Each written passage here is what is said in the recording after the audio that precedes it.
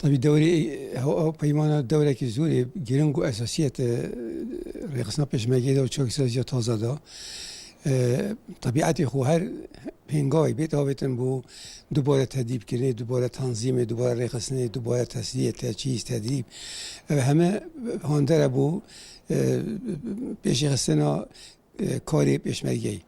بس طبیعی مرحله سخت داده پرت بیت حقیقت، چون که او پیشمگی تین تدریب بیت کن همه جبهه دایت ربیعه دایت حرسی دا حتی تو فوجه که چید که مثلا هند ضابط و ضابط صفا و جندیا هر بجیرو تنظیم که او حضیره و فصیل و سریه و فوج یفصانایی نیه.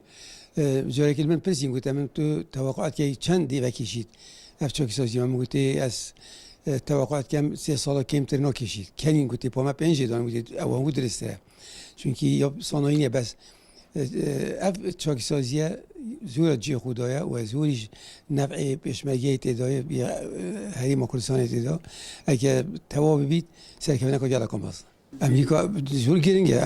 امریکایی تحالف فکر چاکی سازی دا روله که هری اساسیه و کارن تیل به چاکی سازی دا به تنظیم دا و هاروکاری جدی شد که امکانات مادی داد، سلاح داد، عتاد داد، روشکاری داد، تدریب و چه همیا گلک هاروکاری پیشمرگ کرد.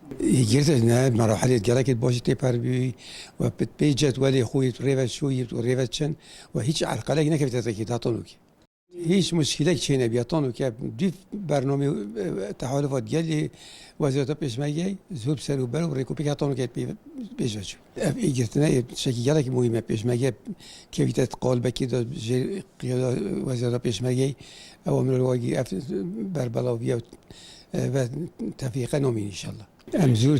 امزور مؤیدین و تاییدش کردیم و امزور پیشگیریش کردیم. تو خودان مشاکل کردستان زور بینو که فکرها چی بیکو پیشمرگی بیت یک جر چترا وزارت پیشمرگی دوید اول شکی یالا که باشه پیشون که شرایط کرده پیشون که نامت چی بی مبینا حزب کردستان دا زور مشاکل چی الحمدلله که او مشاکل نمونه و همه حال بی و نوکه برف ایگر نکا جدی بچن. من گفت دعم کا زور اساسی لایقه همش کلاه. هاروکاری مادیت کن، هاروکاری تسلیح کن، تزیید کن، مشورت و اشراف و تدریب همسا یا برچاوه. تحالف انتی تحالف امریکا و تحالف همه.